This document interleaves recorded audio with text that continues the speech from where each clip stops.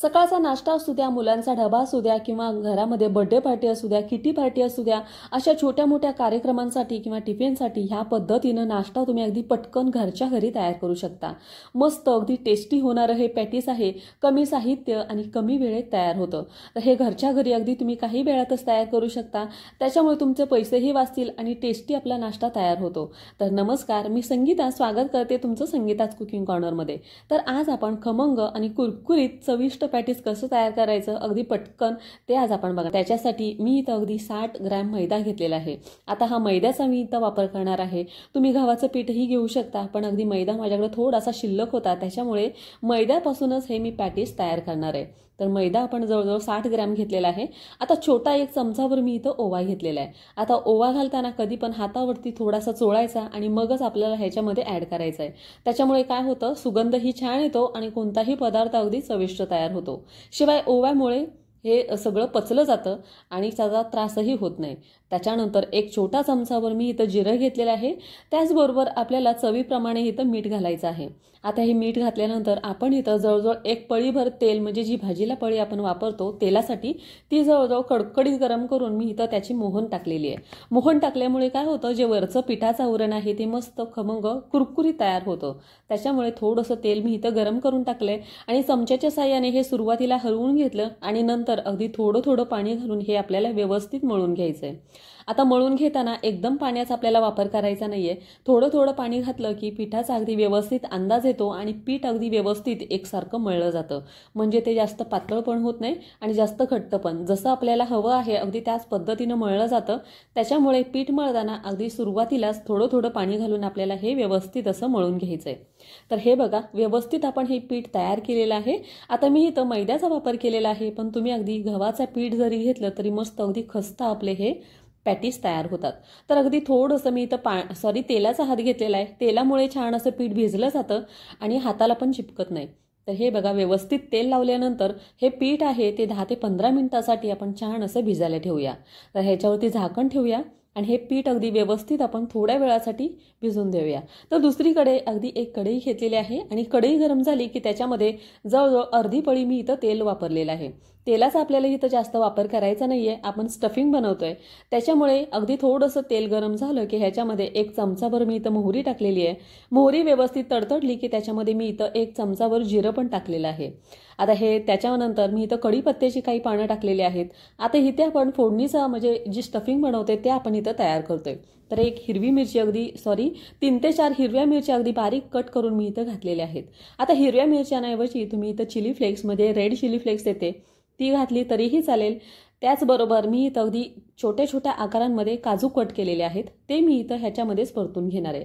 आता इथं मी काजू वापरलेले आहेत, तुम्ही इथं शेंगदाण्यांचाही वापर करू शकता, त्यांनी पण मस्त टेस्ट येते आणि छान असं। आता 1 ते 2 मिनिटं काजू छान असे फोडणीवरती परतल्यानंतर आपण इथं अगदी शिजवलेले मक्याचे दाणे म्हणजे स्वीट कॉर्न इथं घेतलेले आहेत, अर्धी वाटी आपण इथं वापरलेले आहेत। त्याचबरोबर अर्धी वाटी अगदी बारीक चिरलेलं गाजर मी इथं घेतलेलं आहे। आता हे व्यवस्थित असं आपण हलवून घेऊया। तर मी इथं गाजर आणि मक्याचे दाणे घेतलेले आहेत, तुम्ही तुमच्या आवडीप्रमाणे इथं भाजी घेऊ शकता। त्याचबरोबर थोडंसं मीठ इथं घालून हे व्यवस्थित असं परतून घेऊया। मिठामुळे ह्याला छान अशी चव येईल। तर मी इथं काजू टाकलेले आहेत, काजूंऐवजी तुम्ही शेंगदाणे घालू शकता किंवा थोडेसे इथं मनुके घातले तरीही चालतील। भाज्यांमध्ये तुम्ही इथं वाटाणा घेऊ शकता, हिरवा वाटाणा आता बाजारामध्ये खूप असतो, त्याच्यामुळे हिरव्या वाटाण्याचे दाणे घातले तरीही मस्त असं पॅटीस टेस्टी तयार होतं। आता इथे हळद आहे, ती सगळ्यात मी शेवटी घातलेली आहे, कारण आपण फोडणीमध्ये तेलाचं प्रमाण कमी ठेवलं होतं, त्याच्यामुळे हळद पटकन करपते, तर करपू नये म्हणून हळद मी अगदी शेवटी घातलेली आहे। तर आता इथं आपण फोडणीला जिरं टाकलं होतं, त्याच्यामुळे मी इथं काही जिरा पावडर टाकलेले नाहीये। तुम्हाला हवं असेल तर जिरा पावडर, धना पावडर किंवा आवडत असल्यास चाट मसालाही इथं तुम्ही घालू शकता। त्याचबरोबर 2 मीडियम साईजचे बटाटे मी अगदी बॉईल करून इथं घेतलेले आहेत। आता हे उकडलेले बटाटे हाताच्या साहाय्याने जाडसर असं मी बारीक करून घेतले होते। आता हे आपण ह्या फोडणीमध्ये घालून पॅच्युलेच्या साहाय्याने हे व्यवस्थित असं आपण परतून घेणार आहे। आता पॅच्युलेच्या साहाय्याने हे बटाटे आपल्याला व्यवस्थित असं बारीक करून घ्यायचंय, म्हणजे बटाटा ही छान असा परतला जाईल आणि हे बटाट्यांच्या फोडी आहेत ते छान अशा बारीक होतील. व्यवस्थित बारीक ह्या फोडी झाल्या की पॅटीस आपल्याला जसं हवं आहे तसे ह्याचे बॉल्स आपल्याला तयार करता येतात. तर हे बटाटा छान असा आपल्याला परतून घ्यायचा आहे. तर तुम्ही इथे अगदी तुमच्या आवडीप्रमाणे साहित्य घालून अगदी मस्त टेस्टी पॅटीस हे तयार करू शकता. घरच्या घरी अगदी कमी वेळात कमी साहित्यात अगदी बर्थडे असू द्या, किटी पार्टी असू द्या किंवा टिफिनसाठी कोण पाहुणं आले असेल त्याच्यासाठी हे मस्त टेस्टी पॅटीस तुम्ही तयार करू शकता. तर मी इथं अगदी वाटीभर कोथिंबीर टाकलेली आहे आणि कोथिंबीर टाकल्यानंतर हे थोडंसं आपण परत एकदा हलवून घेऊया. तर व्यवस्थित हलवून झाल्यानंतर हे बघा मस्त असं आपलं छान असं कलरफुल स्टफिंग तयार झालेलं आहे. तर ह्याच्यामध्ये अगदी थोडंसं मी बीटाचे तुकडे पण टाकले होते. थोडंसं कलरफुल दिसावं ह्याच्यासाठी अगदी बारीक कट करून बीट मी इथं घातलं होतं. तर हे बघा मस्त रंगही आलेला आहे आणि कलरफुल आपलं हे स्टफिंग तयार झालेलं आहे. अगदी टेस्टी तयार होतं. तर हे मी एका डिशमध्ये काढून घेतलेलं आहे आणि हे थोडंसं थंड झालं की ह्याचे आपल्याला आता आवडीप्रमाणे ते आपल्याला गोळे तयार करून घ्यायचे आहेत. तर हे पूर्णपणे थंड झालेलं आहे. आता ह्याचे मी थोडे छोटे छोटे गोळे तयार करून घेणार आहे. तर ज्या आकारामध्ये तुम्हाला बनवायचं असेल त्या आकारात तुम्ही हे गोळे तयार करून घ्या. तर हे बघा असे ओव्हल शेपमध्ये थोडेसे लांबट मी इथं गोळे तयार करून घेतले. तुम्ही जर खास मुलांसाठी हे बनवत असाल तर ह्याच्यामध्ये थोडंसं चीज घाला आणि ते व्यवस्थित अगदी बटाट्यांनी कव्हर करून घ्या. तर हे बघा छान असे ओव्हल शेपमध्ये आपण व्यवस्थित असे गोळे तयार करून घेतलेले आहेत. अगदी 2 बटाट्यांपासून अगदी भरपूर अगदी 2 ते 3 जणांना पुरेल एवढा नाश्ता आपला ह्याच्यापासून तयार होतो. तर एकाच शेपमध्ये अगदी छान असे ओव्हल शेपमध्ये आपण हे गोळे व्यवस्थित असे तयार करून घेतलेले आहेत. तर मस्त कलरफुल दिसत आहेत आणि ह्याच्यापासून अगदी टेस्टी आपण आता पॅटीस तयार करायला घेऊया. तर मी इथं एक वाटी घेतलेली आहे आणि त्याच्यामध्ये 1 चमचाभर मैदा इथं मी घेतलेला आहे. आता इथे तुम्ही अगदी कमी प्रमाणात मैदा घेतला तरीही चालेल, जास्तीचा लागत नाही. पण मी तो तुम्हाला दाखवण्यासाठी मी अगदी थोडंसं पाणी घालून हे व्यवस्थित असं घट्टसर हे अगदी करून घेणार आहे. तर एवढं मिश्रण आपल्याला लागत नाही, अगदी थोडंसं लागतं. वाया जाऊ नये म्हणून मी इथं तुम्हाला सांगते अगदी थोडंसं पीठ तुम्ही इथं घेतलं तरीही चालेल किंवा पाण्याच्या साहाय्याने तुम्ही हे मिश्रण चिपकवलं तरीही चालेल. म्हणजे जे आपण पॅटीस तयार करणार आहोत ते पाण्याने चिपकवलं तरीही चालेल.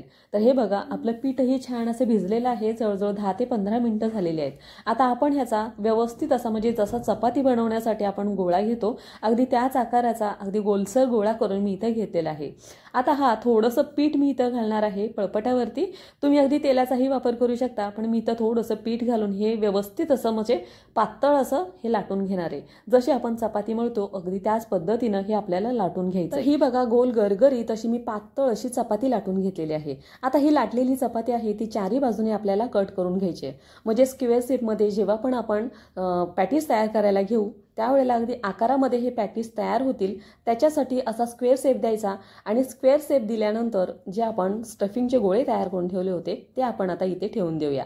आता किती गोळे तुमचे बसतायत त्या पद्धतीनं तुम्ही हे गोळे ठेवून घ्या आणि मधून कट लावून हे जे पॅटीस आहेत ते तयार करायला घ्या.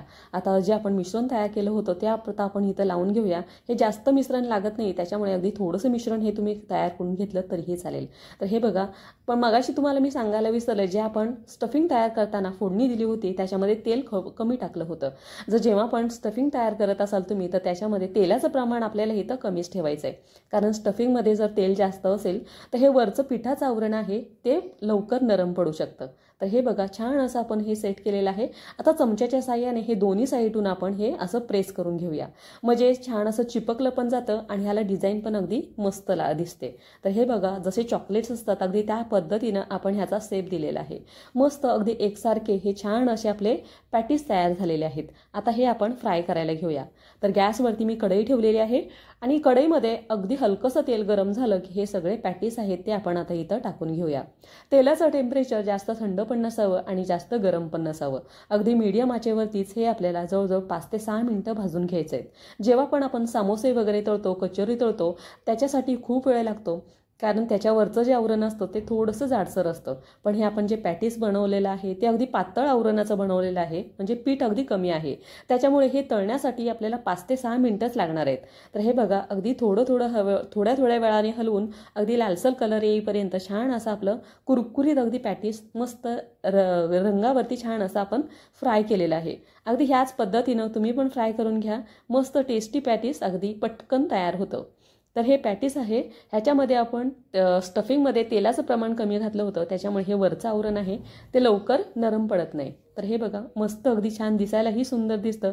अगदी कमी वेळात आणि कमी साहित्यात हे तुम्ही तयार करू शकता. अगदी घरच्या घरीच हे तुम्ही तयार करू शकता. मस्त टेस्टी लागतं, मुलांनाही खूप आवडेल, शिवाय मोठे माणसे पण अगदी आवडीने खातील. तर तुम्हाला ही रेसिपी कशी वाटली मला कॉमेंट करून नक्की सांगा. माझ्या चॅनलवरती नवीन असाल तर सबस्क्राईब करायला विसरू नका आणि अशाच नवीन नवीन रेसिपी बघण्यासाठी चॅनलला सबस्क्राईब मात्र नक्की करा. चला तर मग पुन्हा भेटूया अशाच एका नवीन रेसिपी बरोबर. तोपर्यंत खात राहा, मस्त राहा.